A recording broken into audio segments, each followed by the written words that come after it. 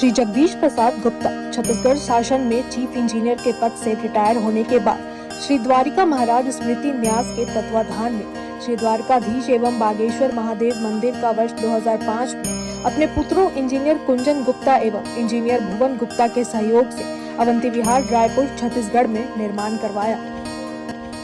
श्रीमद् भागवत कथा, राम कथा, गीता तत्व, वेदांत आदि के तात्पर्य को व्यासपीठ से कहने के कारण संतों द्वारा इन्हें आचार्य श्री जगदीश भी कहा जाता है। अपना संपूर्ण जीवन परमात्मा की सेवा में दिया। उन्होंने परमात्मा भगवान श्री द्वारिकाधीश के दिव्य गुणों और कर्मों को लेकर अभी तक 15 ग्रंथ लिखे हैं, जिन ग्रंथों को भारतवर्ष के जगत गुरु और महापुरुष संतों के द्वारा आशीर्वाद प्राप्त हुआ है। उनके ग्रंथ श्वेताश्वत रूपनिषद, सरलतम बोध के पंचम विचार, विद्या और अविद्या की विवेचना, इसका उद्बोधन सुन रहे हैं आप। शाश्वत रूपनिषद, सरलतम बोध का उद्बोधन सुन रहे हैं आप। अब वो आगे के पद में आया है। इसी प्रकार से कोई चीज किसी को हमने पहले कह दिया है कि आपको जो है जो तत्व रूप पदार्थ बनाया ईश्वर ने, वो दुखदाई नहीं है। वह दुखदाई नहीं है। दुखदाई क्या है? जीव सृष्टि दुखदाई है। परमात्मा की सृष्टि दुखदाई नहीं है। और जीव सृष्टि बंधन का हेतु है। जैसे सोना दुखदाई नहीं है, सोने के आभूषण दुखदाई है। ध्यान दीजिए, आभूषण सृष्टि क्या किया?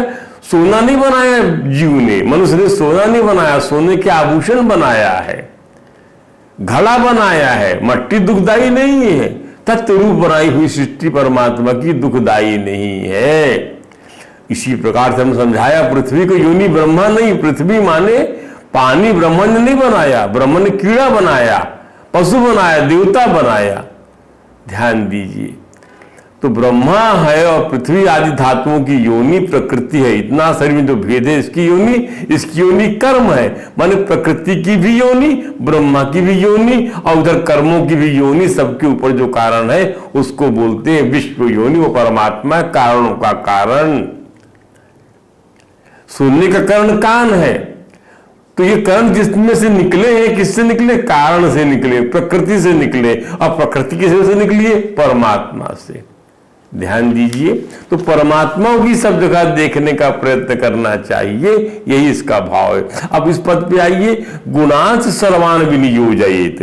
अब पकाना उस परमात्मा का काम, बदलना उसी का काम। पकाया उसी ने, दूध से दूध बना दिया, और बदलना उसी का काम है, और दूध से दही बना दिया। तो अब सर्व गुणों का विनियोग भी उसी का काम। सर्व गुणों का विनियोग, जिसकी जैसे गुण है, जैसे कर्म है, जैसी शक्ल सूरत है, उसके अनुसार उसके गुणों का विनियोग करना। समझने के लिए मछली जल में ही रह सकती, हाँ रह सकती है।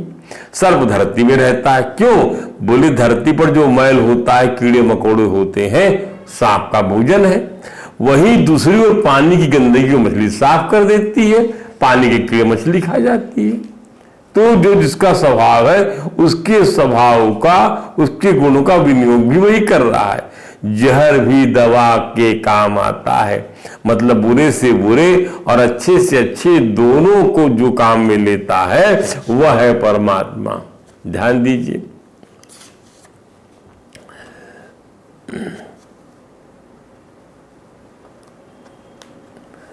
अब स्वभाव का परिपाक करना, स्वभाव में परिवर्तन करना, यथा योग गुण के अनुसार उपयोग करना ही गुणों का विनियोजन है। जो अधिकार के अनुसार, योग्यता के अनुसार, गुण के अनुसार सबका ठीक ठीक उपयोग करता है, वह है भगवान।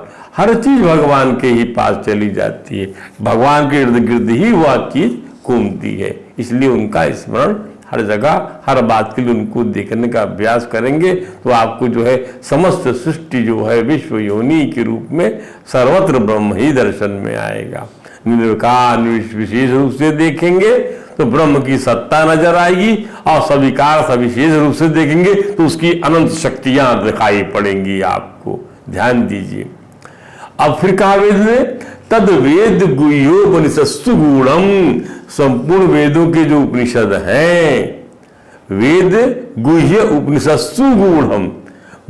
उपनिषत्सु माने वेदांत, जिसमें ज्ञान भरा पड़ा है। तो वेदों के जो उपनिषद हैं माने पदार्थ का प्रतिपादक तत्व जिनमें सन्निहित है, तत्पदार्थ। तम पदार्थ, उपाधि पदार्थ का वर्णन करने वाली जो विद्या है, उन्हीं में परमात्मा प्रच्छन्न है, छिपा हुआ है। तत्वमस्यादि महावाक्य वेदांत के, उन महावाक्यों का जो अर्थ है उसी अर्थ का नाम है उपनिषद। इन्हीं उपनिषदों में उस ब्रह्म का रहस्य गूढ़ है, प्रच्छन्न है, छिपा हुआ, जो अभी हम पढ़ रहे हैं और इसका अर्थ समझ रहे हैं। यही तो उपनिषद हम पढ़ रहे हैं ना, श्वेताहरोपनिषद सरलतम बोध। इस उपनिषद के सरलतम अर्थ को समझने का प्रयत्न कर रहे हैं। ध्यान दीजिए, वेद भगवान के द्वारा बनाया हुआ है, हर काल में हर समय वो स्वयं सिद्ध है, पर उसको समझने के लिए भगवान व्यास ने जो है उसकी प्रतिपूर्ति के लिए, उसकी पूर्णता के लिए, कि ऑर्डिनरी आदमी की समझ में आ जाए, पुराणों की रचना कर दिया, भाष्य बना। इसलिए हम उनके भाष्य से वेदों को समझते हैं। ध्यान दीजिएगा, हमने कई बार गीता कोट किया, कई बार हमने भागवत कोट किया, अर्थात इसका अर्थ क्या है, ये सब वेदांत है, पर स्मृति ग्रंथ है, पुराण है, वेदों की प्रतिपूर्ति के लिए, वेदों की पूर्णता को बताने के लिए है। इनको समझकर इसकी कथा को समझकर हम वेद के भाव को समझ जाते हैं कि परमात्मा ही परमात्मा है, कृष्ण ही कृष्ण है। इसको समझाने के लिए सब बताया गया, इसलिए महाभारत पे चलना पड़ता है। वहां पर भगवान कृष्ण है, भले अर्जुन बना हुआ सारथी है भगवान, और लेकिन निमित्त बनाया लड़ने के लिए। ऊपर आप देखेंगे कि सब भगवान के दिया, तो तू निमित्त बन जा, निमित्त बनाया प्रकृति को, और भगवान कहते सब मैंने मारा पहले से ही। कारणों के कारण है, काल उनके अधीन है। अब फिर कहा इसके बाद वेद श्रुति कहती है अगले पद में, तद ब्रह्मा वेदते ब्रह्म योनि, तद ब्रह्मा परमात्मा ही ब्रह्म योनि, ब्रह्म की उत्पत्ति परमात्मा से होती है, उनके नाभि कमल से। परमात्मा में ही से ही ब्रह्म माने ब्रह्मा, ब्रह्म माने वेद, दोनों अर्थ होता है। इन सबका प्राकट्य हुआ है। ऐसे परात्पर परब्रह्म परमात्मा को वह ब्रह्म जानता है। उस ब्रह्मा उसी पर भगवान ने पहले अनुग्रह किया, अपना ज्ञान दिया, वेद भर दिया, चारों तरफ भगवान को देखा उन्होंने, चारों तरफ उन्होंने देखा, इसलिए जो है 4 वेदों की रचना हो गई, उसका विस्तार कर दिया बाद में भगवान व्यास ने। भगवान व्यास भी उनके अवतार है भगवान के। तो अनुग्रह किया ब्रह्मा पे पहले भगवान जी ने, उसी को अपना लोक दिखलाया, उसी को तब करके सृष्टि बनाने की आज्ञा दी। श्रीमद् भागवत में इस प्रकार के आख्यान से हम भली भांति परिचित हैं। उल्लेखनीय है कि बिना वेद के ज्ञान नहीं होता। तत्वमस्यादि महावाक्य, अहम ब्रह्मास्मि महावाक्यों का बोध वेद से ही होता है। इसलिए ब्रह्म योनि बोलते हैं परमात्मा को, ब्रह्मा की योनि, ब्रह्म से उत्पन्न होता है। जो कारण है वेदों का, और वेद कारण है उसका। जो कारण है वेदों का कौन? परमात्मा, और वेद कारण है उसका। ध्यान दीजिए, तो ये पूर्व देवा ऋषि तद्विदु, पूर्व देवता है रुद्र आदि, पूर्व ऋषिगण है वाम देवादि ऋषि, शरद कुमार, ऋभु, वशिष्ठ आदि जो ऋषि हैं, उन ऋषियों ने उस परमात्मा को जाना। क्या जाना? अरे ब्रह्मास्मिति, मैं ही ब्रह्म हूं, ऐसा वामदेव ऋषि आदि ने जाना। जो पूर्व देवता हैं, ऋषि हैं, उन महादेवादि देवताओं ने और वामदेवादि ऋषियों ने उस परम ब्रह्म परमात्मा को जाना। जानने से क्या हुआ था? बोले उसी से तादात्म्य हो गया, माने उसी में मिल गए। आप जब जानोगे तो उसी में आप उसकी तद्रूप हो जाओगे, क्योंकि दूसरी सत्ता नहीं है। ध्यान दीजिए, कोई चीज दो नहीं है, एक वही है। आप भी वही है, वो भी वही है। कीड़ा के लिए दो बन गए। जब अनुभूति होगी तो आपको लगेगा अरे वो तो वही है, जो मैं हूं वो तो वही है, जो वो है वो तो मैं ही हूं। इस बात को समझ लीजिए। इसको कई बार कई संतों ने कई ढंग से कहा है। श्रीमद् भागवत में इस प्रसंग को हमने कई बार सुनाया, और बड़ा प्यारा वह मंत्र है जिसमें राजा पृथ्वी को सनत कुमार बताते कि राजन, वह जो है परमात्मा, जो जीव का नियंता है, जो शरीर से, इंद्रिय से, मन से, प्राण से, बुद्धि से, अहंकार से घिरा हुआ है, और जिस उस परमात्मा को, और जो क्षेत्र का नियामक है, उसको नियंत्रित करता है सबको, उस भगवान को राजन आप समझो कि वह आप ही हो। इसको आप श्लोक में सुनिए, भागवत के श्लोक में क्या, तत्त्वं नरेंद्र जगतामथ तस्तु सांख्या देहेन्द्रियासु दिशाण आत्मभियावृतानां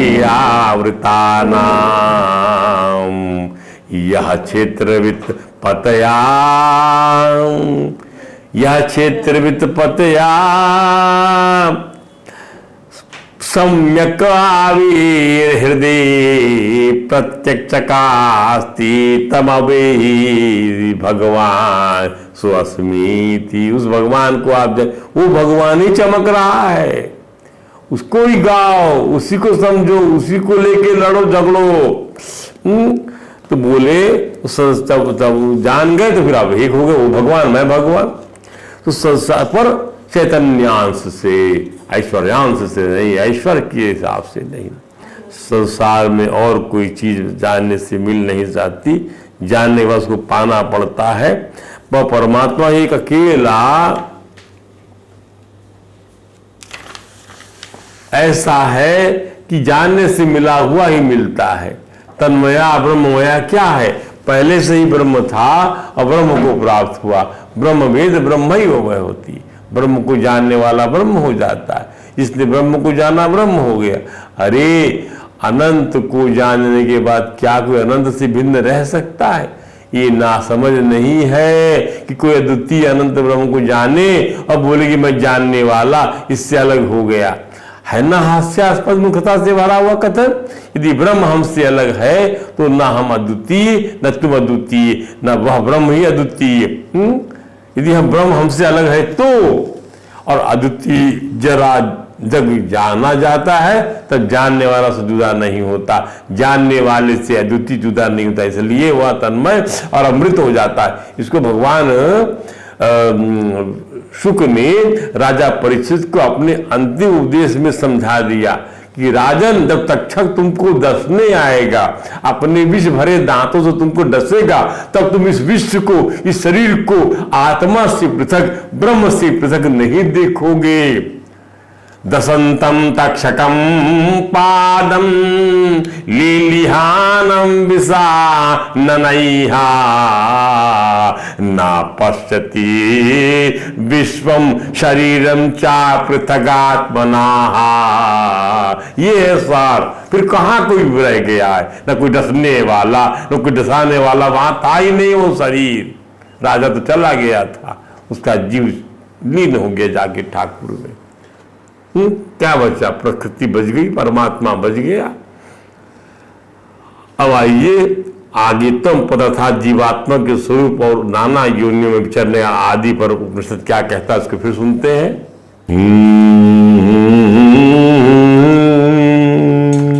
हम भी इन मंत्रों को इस प्रकार से लेते हैं कि बस छंद में ले लेते हैं इसको, उदात्त अनुसार की हम परवाह नहीं करते। गुणान्वयो यह फल कर्म करता। फिर भगवान के गुण हो रहे, भगवान का गुणानुवाद कर रही श्रुति। गुणान्वयो यह फल कर्म करता, कृतस्य तस्यैव साचोपभोक्ता। सा विश्वरूपस्ते गुणस्त्रिवर्तमा प्राणाधिपः संचरति स्वकर्म भी। क्या अर्थ है इसका? गुणान्वयो यह, गुण से जो आविष्ट है, बंधा हुआ है। फल कर्म करता, सा फल कर्म करता है, वह फल के उद्देश्य से कर्म करने वाला जीवात्मा ही। गुणान्वयो, जो गुणों से बंधा, जीवात्मा के बारे में आत्म पदार्थ की बात हो रही है। अभी तक तत्पदार्थ की बात हुई थी श्लोक में, परम जीवात्मा की बात हो रही थी, जो गुणों से बंधा हुआ है और फल के उद्देश्य से कर्म करने वाला, फल कर्म कर कृतस्य तस्सैव साचोपभोक्ता, अपने किए हुए कर्म के फल का उपभोग करने वाला है। विश्व रूपा, विभिन्न रूपों प्रकट होने वाला है। त्रिगुण है, 3 गुणों से युक्त है। त्रिवर्तमा, कर्मानुसार 3 मार्गों से गमन करने वाला है। पितृयान, देवयान और पितृयान, देवयान और एक ज्ञान और है, जिस प्रकार से 3 यानों से गमन करने वाला है। स प्राणाधिपः, व प्राणों का अधिपति जीवात्मा, स्वकर्म भी अपने कर्मों से प्रेरित होकर संचरती, नाना योनि में विचरता है। फिर ये एक हुआ, अर्थात जीवात्मा अपने किए कर्म के फल के अनुसार उसका भोग करके नाना योनियों में भटकता रहता है। इस प्राणों का अधिपति जीवात्मा अपने कर्म से नाना योनियों में। और क्या है? अंगुष्ठ मात्रो रवितुल्य रूपः संकल्पाहंकार समन्वितो यः बुद्धिर गुणेनात्मन गुणेन चैव आराग्र मात्रो यपरोधतिष्ठः। यह अंगुष्ठ मात्र, संगुष्ठ मात्र परिमाण वाला रवितुल्य रूप, सूर्य के समान प्रकाश स्वरूप तथा संकल्प अहंकार समन्विता, संकल्प अहंकार से युक्त है जीवात्मा। बुद्धि गुण चा, बुद्धि गुण के कारण और आत्मगुण एवं अपने गुण के कारण ही आराग्र मात्र, सूजे की आरा, सूजे की नोक जैसे सूक्ष्म आकार वाला है। अपर अपि दृष्टा, ऐसा अपर भी अर्थात परमात्मा से भिन्न अपर है। ये पर नहीं, निसंदेह ज्ञानियों द्वारा देखा गया है। अपर अपि दृष्टा पुनः वालाग्र सद्भाग सद्भागल्पितस्य च भागो जीवा सविज्ञेया सा चाय कल्पते। बाल की नोक के समय भाग के पुनः 100 भाग किए जाए, बाल की नोक के 100 भाग किए जाए, नोक के, और फिर 100 भाग किए जाए। बालाग्र सतभागस्य शतधा कल्पितस्य च भागो जीव सविज्ञेया सचानंत्याय कल्पति। सह जीव विज्ञेय, वही जीवात्मा है, माने उसी के बराबर परिमाण वाले भाग को जीव का स्वरूप समझना चाहिए। और स आनंद चाय कल्प, वह असीम भाव वाला होने में समर्थ है। और कैसा जीवात्मा? नैव स्त्री न पुमानेश न चैवायम नपुंसकः यद यक्ष शरीर मादत्ति तीन तीन सा युज्यति। न वह जीवात्मा न शरीर है, न जीवात्मा न स्त्री है, न ही पुरुष और न ये नपुंसक है। वह जिस शरीर को ग्रहण करता है उससे संबद्ध हो जाता है। अब यहां पर देखिए, ये जो मंत्र है 7, 8, 9, 10, इसकी एक साथ योजना करना चाहते हैं ताकि तम पदार्थ के रूप में हमें उसका समग्र परिचय जीवात्मा का प्राप्त हो जाए। इसके लिए यहाँ श्रुति ने जो इस जीवात्मा पुरुष के लिए संज्ञात्मक विशेषण प्रयुक्त किया है, वे गुणान्वय, फल कर्म कर्ता, कृतस्य उपभोक्ता, विश्व रूप, त्रिगुण, त्रिवर्तमा, प्राणाधिपः और नाना योनियों में संचरण करने वाला बताया है वेद ने। इसके अतिरिक्त जो परिमाणात्मक विशेषण प्रयोग किया कि वह अंगुष्ठ मात्र प्रमुख है, और इस अंगुष्ठ मात्र के परिमाण की व्याख्या कर दी कि बाल के नोक का 100 भाग करिए और फिर उसका 100 भाग करिए, उसका उतना परिमाण है, माने 10,000, 1/10,000। उससे आराग्र मात्र सूर्य की नोक के बराबर वाला कहा गया है, वह परमात्मा से भिन्न कहा गया है और शक्ति में असीम भाव वाला है और स्वरूप सूर्य के समान प्रकाश वाला है। उसमें लिंग भेद नहीं है। वह जो शरीर ग्रहण करता है उसमें लिंग भेद होता है, शरीर लिंग भेद वाला है, न कि यह शरीरी जीवात्मा। ध्यान दीजिए, शरीर लिंग भेद वाला है, वह जीवात्मा नहीं। जीवात्मा के लिए दिए इन समस्त विशेषणों का प्रयोग हमने अन्वय में प्रस्तुत किया। और हम मंत्र की व्याख्या करते हैं। पुरुष गुणों से बंधा हुआ, इसका क्या मतलब हुआ? यह सह गुणान्वया। इस स्तुति पद को समझने के पहले किंचित गुणों को और उसकी उत्पत्ति को समझ लीजिए। जब गुणों की उत्पत्ति समझ में आ जाएगी